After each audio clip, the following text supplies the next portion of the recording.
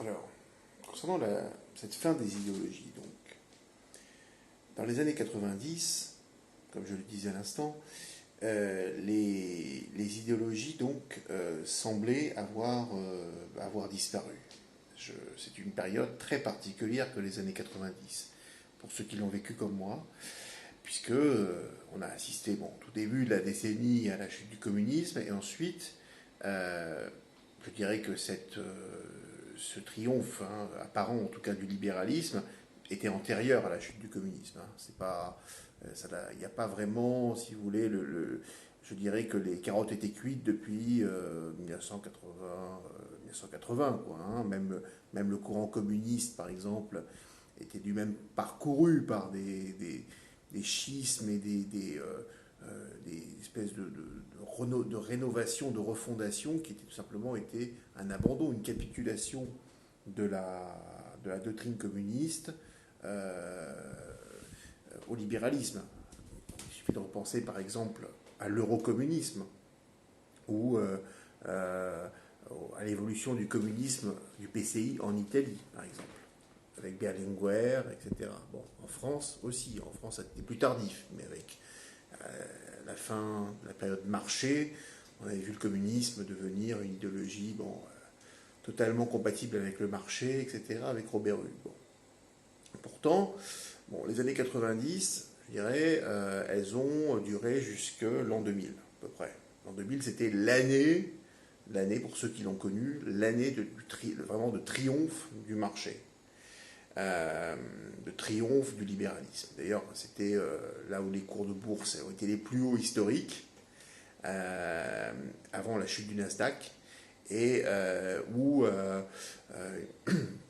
on parlait à l'époque de la globalisation, vous aviez ces montages financiers, ces impressionnants d'entreprises. En France, il y avait Vivendi, Universal, etc. C'était vraiment l'année 2000. Puisque vraiment, c'est vraiment comme une sorte de montagne, où le triangle, le sommet du triangle était l'année 2000. Bon. Et puis ensuite, on a vu effectivement, avec la chute, une sorte de krach boursier qui a duré 2 ans, etc., vous avez eu des déconvenues importantes, je dirais, du libéralisme, première part, d'une part, et également de ceux qui, comme Fukuyama, étaient aussi péremptoires dans l'affirmation qu'il y avait un horizon indépassable, que le marché était un horizon indépassable. Qu'est-ce qui s'est passé finalement au début des années 2000? Quelle inflexion s'est produite? Eh bien, je dirais à partir de tout simplement la réalité économique, à expliquer ce recul du libéralisme. D'abord, vous avez eu, donc, comme je l'ai dit, c'est cette chute vraiment importante de toute l'économie Internet, et donc des cours de bourse de cette nouvelle économie, au tout début des années 2000, 2001, 2002, etc. Vous avez eu ensuite un redémarrage économique, mais qui n'a jamais été vraiment, qui a été poussif, je dirais, à partir de 2004. Pour autant, de 2004 à 2007, bon, vous avez eu effectivement une expansion économique, mais bon, qui était, comme on dit en jargon boursier, un jargon boursier, bounce cat, c'est-à-dire, enfin, le chat est tombé, il n'a pas rebondi plus haut. Un chat déjà mort, lorsqu'il chute d'un immeuble, ne rebondit pas. Donc vous avez une sorte de petite remontée, mais qui ne remontait pas le niveau atteint par justement les cours de bourse, etc., au tout début des années 2000. Donc vous avez eu le chômage qui n'a pas tellement diminué pendant cette période-là. Donc tout le libéralisme, le socle même idéologique du libéralisme, qui était une sorte de téléologie, d'idées de fin du monde, d'eschatologie libérale et capitaliste, qui promettait le plein emploi, qui promettait une sorte de triomphe finalement de mieux pour tout le monde, pour l'ensemble de la population mondiale, a tourné court. On l'a bien vu, et pas seulement dans les pays pauvres, même si l'Afrique a beaucoup progressé pendant cette période-là, même si l'Asie du Sud a beaucoup progressé, mais surtout dans les pays riches. La pauvreté, elle, n'a pas régressé, elle a même progressé, elle a recommencé à progresser au milieu de la décennie. vous avez eu, vous avez toute une série de phénomènes, hein, en France par exemple. Bon, ensuite vous avez eu 2008, mais vous avez eu finalement des politiques de plus en plus injustes et de plus en plus dures de la part de l'État, de la part des institutions étatiques, qui était précisément je dirais, un des développements nécessaires du néolibéralisme, qui était de mettre la pression, quelque sorte, sur le monde du travail, toujours plus,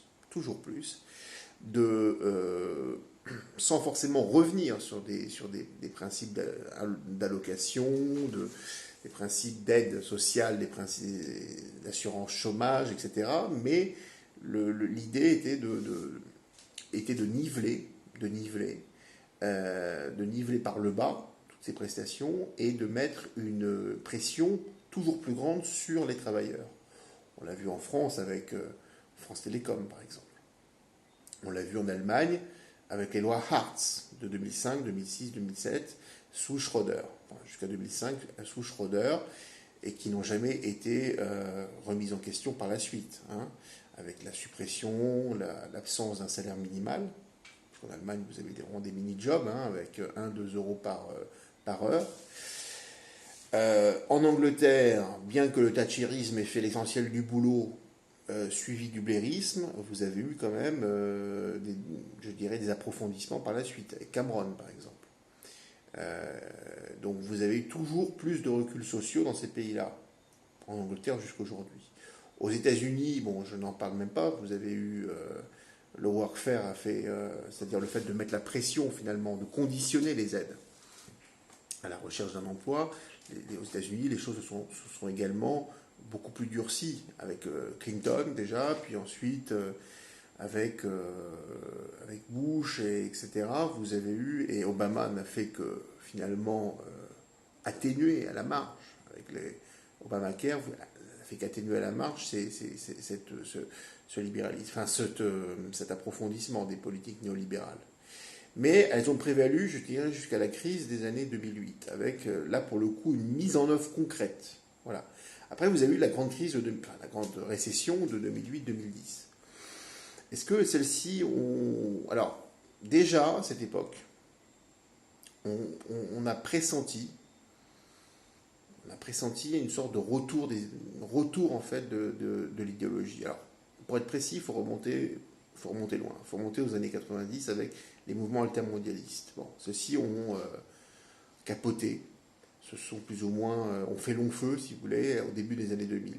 Et pour autant, avec, je dirais, des mouvements comme Occupy Wall Street, avec des mouvements en France, par exemple, bon, vous avez eu en France surtout un triomphe, je dirais, de forces politiques aussi, le libéralisme, avec les souverainistes, avec un certain retour de l'extrême gauche, un certain retour aussi tout simplement de courant, avec la fin justement en 2005, le triomphe des partisans du non, hein, au traité européen, au traité sur la Constitution européenne. Vous avez eu en France une sorte de triomphe de forces hostiles en tout cas à la construction européenne, qui est synonyme de libéralisme. Donc vous avez eu, ça c'est vraiment le cas français, mais qu'on retrouve dans d'autres pays d'Europe. Bon, et vous avez eu à ce moment-là émergence à gauche de mouvements comme Podemos, comme Syriza. En France, vous avez eu, même si le Parti Socialiste n'a pas participé du tout à ça, vous avez eu quand même des mouvements, je dirais, à gauche du PS qui ont pris une certaine ampleur, même si elles en vérité se sont développées que plus tard avec Mélenchon. Mais enfin, dès 2012, Mélenchon a fait 11% en 2012, c'est pas négligeable. Et vous avez eu donc, on a eu l'impression, parce que comme ces mouvements politiques, sans forcément arriver au pouvoir, à part avec Syriza en 2015 en Grèce, vous avez vu ces mouvements politiques ont quand même redonné cette impression que le seul marché n'était plus, enfin que le libéralisme et le marché, encore faudrait-il qu'on les définisse, hein, il faut qu'on les définisse dans le temps, il faut qu'on les définisse dans l'espace, mais en tout cas, on peut les définir comme une sorte, comme des politiques concrètement mises en œuvre, des politiques publiques concrètement mises en œuvre de manière diverse selon les pays, mais qui aboutissent toutes au même résultat, c'est-à-dire avec je dirais, une financiarisation, une montée, on va dire, du pouvoir des firmes privées sur le pouvoir des États et de la finance. Bon, ça c'est pas vraiment, ça c'est le résultat. Un recul réellement du rôle de l'État dans tous les, que ce soit en termes d'intervention publique, en termes d'aide d'État aux entreprises, en termes de régulation économique, mais aussi de régulation sociale, avec une place croissante et prépondérante des acteurs privés. Cependant, l'État ne capitule jamais complètement dans le néolibéralisme, puisque on sait très bien l'ambiguïté justement que Hayek, Friedrich von Hayek, qui est le pape du libéralisme, du néolibéralisme, a accordé à l'État. Donc il faut toujours avoir en tête que l'État, c'est pas forcément un moins d'État. Le néolibéralisme n'est pas forcément un moins d'État. L'État, finalement, comme on le voit actuellement dans la crise sanitaire, l'État est capable de devenir une sorte d'État dictatorial, tout en garantissant au marché et au libéralisme leur prépondérance et la préservation de leurs acquis. C'est le principe, c'est ce que nous assistons avec Emmanuel Macron, avec une sorte finalement de caractère toujours plus musclé de l'État gendarme. Donc c'est l'État qui est défini par ses fonctions régaliennes uniquement, fonctions de répression policière, judiciaire, etc. Et en même temps, un État qui garantit aux groupes privés monopolistiques, notamment aux grands groupes, notamment ceux du CAC 40, en France par exemple, que leurs profits seront toujours assurés et que l'expansion de leur cours de bourse, l'expansion justement des revenus de leurs actionnaires sera toujours plus importante finalement, et que l'État finalement que son rôle est celui-ci. Son rôle est non plus d'assurer l'intérêt général, mais d'assurer justement l'intérêt de ces monopoleurs privés, de ces oligopoles privés et du monde de la finance. Donc c'est un peu une définition qu'on peut donner du néolibéralisme. Pour autant, même si le néolibéralisme demeure dans les faits un système dominant, alors après il faut relativiser, hein, en Chine, en Asie, etc., mais en tout cas en Europe et aux États-Unis, eh bien vous avez actuellement je dirais une montée toujours plus grande de forces politiques hostiles à ce néolibéralisme, et qui prennent parfois désormais la forme de mouvements insurrectionnels, hein, comme on a pu le voir avec les Gilets jaunes en France, comme qui contestent ouvertement et frontalement l'État libéral, sans pour autant le déstabiliser ni le renverser. Alors, est-ce que pour autant ces forces politiques parviennent au pouvoir? Non, à part peut-être, je dis, les expériences un peu marginales que sont Syriza en Grèce, et avec une trahison immédiate, hein, de leurs engagements de campagne politique, et puis en Espagne avec Podemos, etc., qui participent aujourd'hui comme un partenaire minoritaire à une coalition pouvoir, en Portugal. Vous avez pour autant les idéologies, enfin les forces politiques hostiles au libéralisme progressent dans le monde globalement. Et on peut le voir notamment aux États-Unis, où vous avez quand même aux États-Unis toute une gauche démocrate qui prend un pouvoir toujours plus grand. Alors, elles n'ont pour l'instant pas réussi à obtenir l'investiture. Enfin, elle n'est pas passée loin avec Bernie Sanders. Donc vous avez une montée dans les principales centres capitalistes mondiaux et les principales forces, les principales puissances économiques mondiales, une montée de forces politiques ouvertement et carrément hostiles au marché. Ce qui peut paraître totalement incongru et surprenant dans le cas des États-Unis. Alors, est-ce que c'est pour autant un affrontement frontal contre le libéralisme? Non, parce qu'on voit très bien que ces forces politiques, une fois qu'elles arrivent au pouvoir, souvent composent. Elles l'ont fait depuis toujours. En 81, Mitterrand, ça c'était la pure tactique politique. Pour arriver au pouvoir, c'était déclaré anticapitalistes. Il avait fait totalement le contraire.